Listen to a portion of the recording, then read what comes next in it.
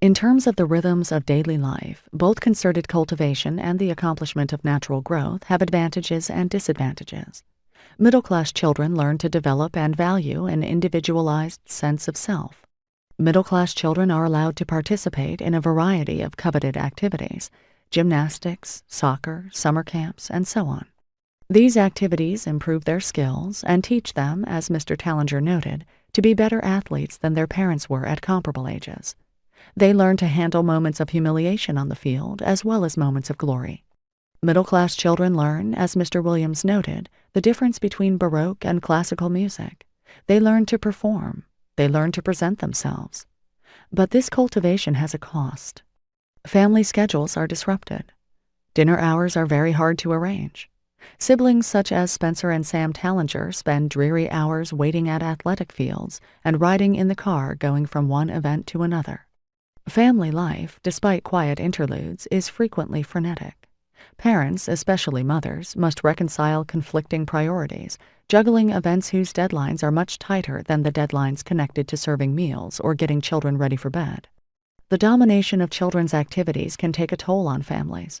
At times, everyone in the middle-class families, including 10-year-old children, seem exhausted.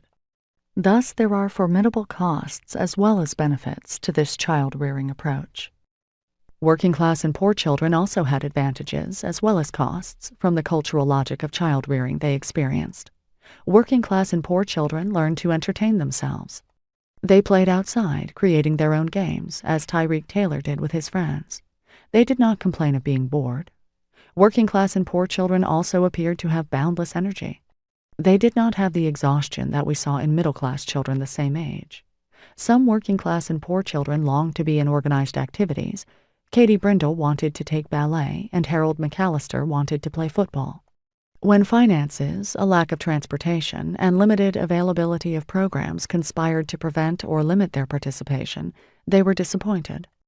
Many were also deeply aware of the economic constraints and the limited consumption permitted by their family's budget.